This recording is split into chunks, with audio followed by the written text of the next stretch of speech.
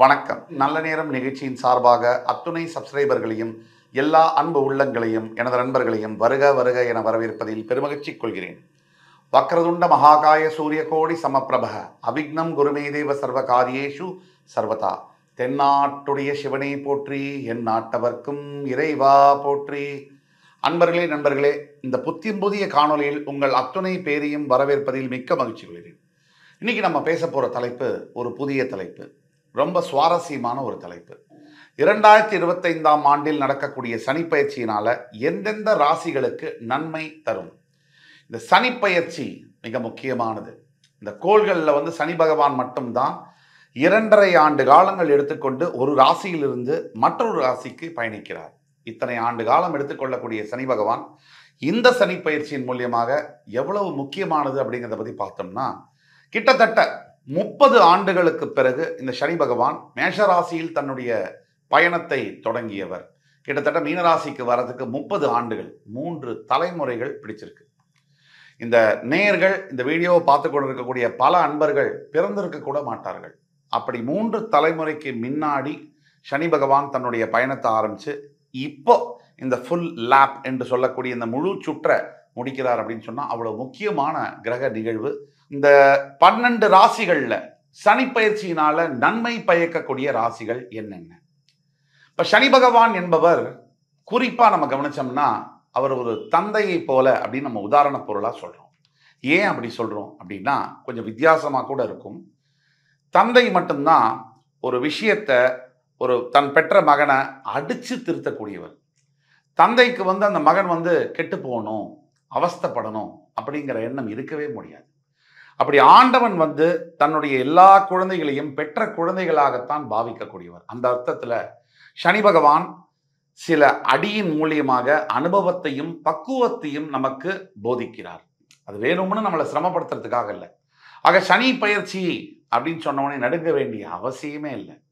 வாழ்க்கையில அடுத்த நிலைக்கு உயர வேண்டும் என்னா, வரலாறு படைக்க வேண்டும் என்றால் கண்டிப்பாக ஏற்றத்தையும் இரக்கத்தையும் பார்த்தே ஆக வேண்டும். கிட்டத்தட்ட 20 ஆண்டுகள் மேல காத்து கொண்டிருக்கக்கூடிய ரிஷபராசி, இந்த ரிஷபராசி அன்பர்களுக்கு மிகப்பெரிய ஒரு பங்கு இந்த சனீஸ்வர பயிற்சியில உண்டு. பொதுவாக ராசியின் 3, 6, 11ஆம் பாவங்களில் சனி இருக்கும் பொழுது மிகப்பெரிய யோகனாக மாறுகிறார். அந்த விதத்துல ரிஷபராசியின் பாக்யஸ்தானத்திற்கு அதிபதியான சனி பகவான் அவர் 11ஆம் இடம் என்று சொல்லக்கூடிய லாபஸ்தானத்திற்கு வருகிறார்.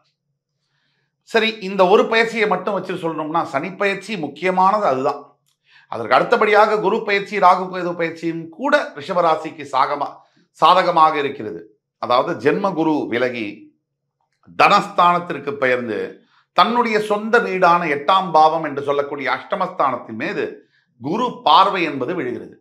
இந்த குரு பார்வை எப்படின்னா, குரு ஸ்தானத்தை விட குரு பார்வைக்கு பலம் அதிகம். அந்த விதத்துல 8ஆம் இடம் மீது விழுகின்ற குரு பார்வையானது எண்ணற்ற யோகங்களை ரிஷபராசி அன்பர்களுக்கு தருகிறது. அதுல முக்கியமானது என்னன்னு அப்படின்னா, இந்த சனி பயிற்சிக்கு பிறகு நல்ல கவனிங்க, நடை உடை முக பாவனையிலேயே மாற்றங்கள் தெரியும். முக பொலிவு அதிகரிக்கும். சந்திரன் என்ப அழகு கிரகம் நிலா உச்சம் பெறக்கூடிய இந்த ரிஷபராசி அன்பர்களுக்கு இயற்கையிலேயே அழகு என்பது உண்டு. அப்ப இந்த சனி பயிற்சியின் மூலியமாக ஜீவனஸ்தானத்திலிருந்து 11ஆம் இடத்துக்கு வரக்கூடியதுனால முகப்பொலிவு அதிகரிக்கும் அப்படின்னு சொன்னா நான் மிக இல்லை. மிகப்பெரிய அளவுல எண்ணங்கள்ல தெளிவு பிறக்கும். சரி, இது மட்டுமா? நடவடிக்கைகள் பார்த்தீங்கன்னு சொன்னா சரியான முடிவை தக்க நேரத்தில் எடுக்கக்கூடிய அறிவு, சிந்தனை இதெல்லாம் வரும். தூக்கத்துல பார்த்தீங்கன்னா நிறைய மாற்றங்கள். ஜென்ரலா நிறைய தூங்கக்கூடியவர்கள் கூட அர்த்தமற்ற வேலைகளை செய்து தேவையில்லாத நேரங்களில் தூங்குவதை தவிர்ப்பார்கள்.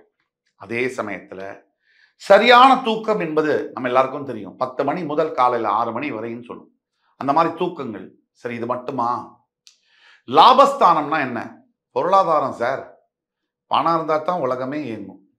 அந்த பணம் இல்லைன்னா எதுவுமே இல்லை. அந்த பணத்தை கொடுக்கக்கூடிய அந்த இடத்துல போய் பாக்கியத்துக்கு அதிபதி போய் உட்கார்றார். அதாவது கை கெட்டினது வாய் கெட்டினா தான் பாக்கியம்.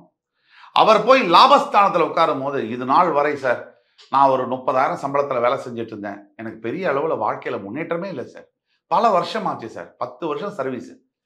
இவர்களுக்கு திடீர்னு ஒரு 50,000 60,000 சம்பளம் கிடைச்சா எப்படி இருக்கும்? லைஃப் மாறும்.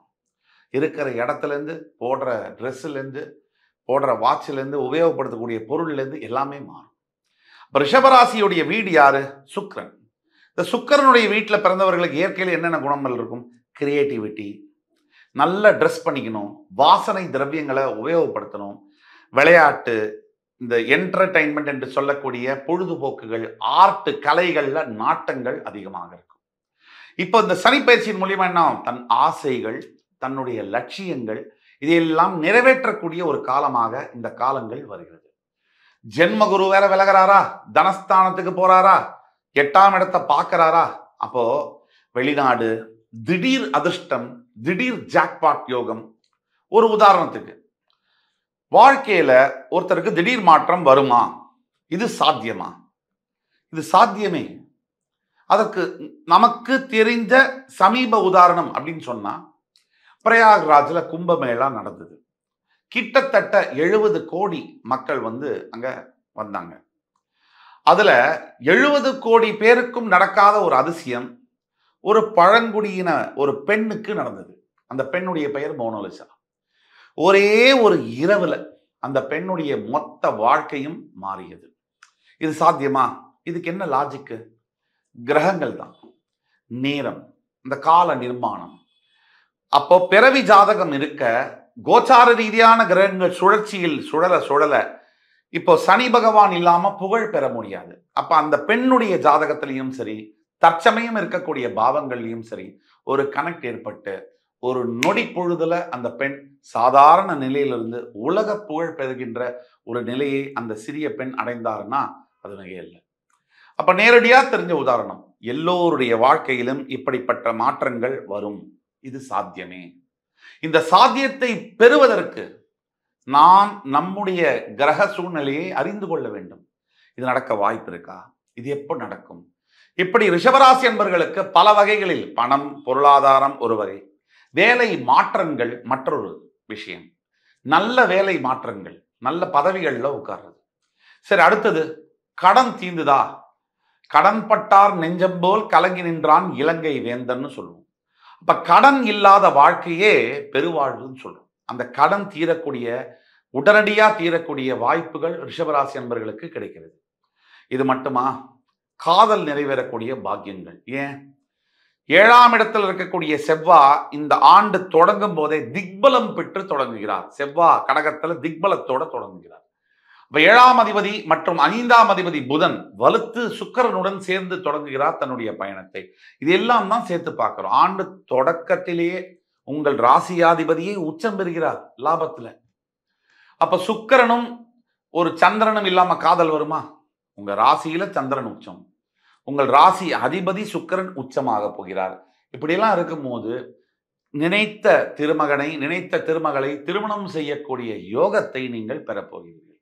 இப்ப வாழ்க்கையில திருமணத்தை விட பெரிய முடிவு எங்க சார் இருக்கு? அதுவே நடக்கும்போது மிச்சதெல்லாம் அப்படியே நமக்கு அருமையா அமையக்கூடிய வாய்ப்புகள் இருக்கு. ரிஷபராசி என்பவர்கள் செய்யக்கூடியது ஒண்ணுதான். அதாவது சிவ தொண்டு அப்படின்னு ஒண்ணு இருக்கு. அதாவது சிவபெருமானுக்கு ஈஸ்வரன், சனி ஈஸ்வரன் சொல்றோம். ஈஸ்வர தொண்டு என்பது சனீஸ்வரனுக்கு செய்யக்கூடியது. இதுல முக்கியமானது என்ன அப்படின்னு நம்ம பார்த்தோம்னா, எந்த இதிகாச புராணங்களையும் சொல்லப்படாத ஒரு விஷயம். தர்ம காரியங்களை ஒரு மனிதன் மேற்கொள்ளும் பொழுது அவன் தன்னுடைய வாழ்க்கையையும் தன்னுடைய கர்மத்தையும் ஜீவனத்தையும் வெல்லுகிறான் அப்படிங்கிறது தான் பொருள். இதுக்கு இன்னொரு விஷயம் என்ன? சனீஸ்வரன் கோவில்ல போய் தீபம் ஏத்துறது ஒரு வழி, அது எல்லாரும் சொல்லக்கூடியது.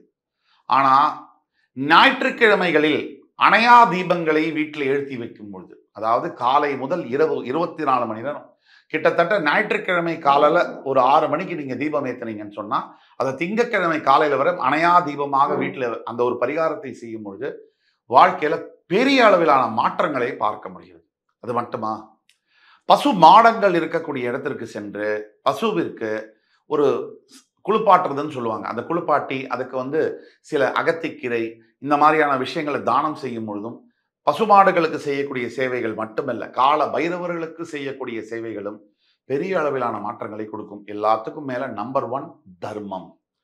தர்மகாரகன் சனி பகவான். இந்த சனி பயிற்சியின் மூலியமாக இந்த முக்கியமா ரிஷபராசி என்பர்கள் தர்ம காரியங்களை மேற்கொள்ள வேண்டும். பண்ணும்போது ஆல்ரெடி பிக்சர் பர்ஃபெக்டா இருக்கக்கூடிய கிரகங்கள் எல்லாம் சாதாரண விளிம்பு நிலையில இருக்கக்கூடிய மக்களை மிகப்பெரிய சாதனையாளர்களாக மாற்றக்கூடிய சம்பவங்கள் நடக்கும். நீங்க பார்ப்பீங்க. நீங்களும் பெரிய சாதனையாளர்களா மாறத்தான் போறீங்க. இது நிச்சயம் வெற்றி தரும். என் அன்பு மிகுந்த ரிஷபராசி அன்பர்களுக்கு இந்த வீடியோவானது மிக மிக யூஸ்ஃபுல்லா இருந்திருக்கும் அப்படிங்கிறதுல கொஞ்சம் கூட சந்தேகம் இல்லை. இதுக்கு மேல இந்த ரிஷபராசி அன்பர்களுக்கு இந்த வீடியோல சொன்னது எல்லாமே ஒரு பொது பலன்கள். இதை தவிர உங்களுக்கான பிறவி பலன்கள், உங்களுக்கு இந்த சனிப்பயிற்சியின் மூலியமாக தனிப்பட்ட முறையில் அடுத்தது வாழ்க்கையில் நடக்கக்கூடிய முக்கிய மாற்றங்கள் என்ன, அதை பத்தி தெரிஞ்சுக்கணும்னா கீழே கொடுக்கப்பட்டுள்ள வாட்ஸ்அப் நம்பர்ல எங்களை தொடர்பு கொண்டு எங்களோட பேசலாம். உங்களுக்கான அப்பாயின்மெண்ட் மூலியமாக ஆன்லைன்லேயே உங்களுக்கான கேள்வி பதிலோட உங்களுக்கான பரிகாரங்கள் என்ன, தீர்வுகள் என்ன, இது அத்தனையும் முழுமையாக துல்லியமாக கணித்து தரப்படும். இந்த பலன்கள் அத்தனையும் பொது பலன்களே. ரிஷபராசி என்பவர்களுக்கு உங்கள் தனிப்பட்ட ஜனனம், உங்கள் தனிப்பட்ட பிறவி ஜாதகத்துக்கான பலன்களை தெரிந்து கொள்ள வேண்டும் என்றால் கீழே கொடுக்கப்பட்டுள்ள வாட்ஸ்அப் நம்பரில் எங்களை தொடர்பு கொள்ளவும். உங்களுக்கான துல்லியமான பலன்களை, உங்கள் வாழ்க்கையில் அடுத்து நடக்கவிருக்கின்ற முக்கிய நிகழ்வுகளை துல்லியமாக கணித்து தர காத்துக் கொண்டிருக்கிறோம் என்று கூறி உங்களிடம் இது விடைபெறுவது உங்கள் சுபாஷ் பாலகிருஷ்ணன். நன்றி, வணக்கம், வாழ்க வளமுடன்.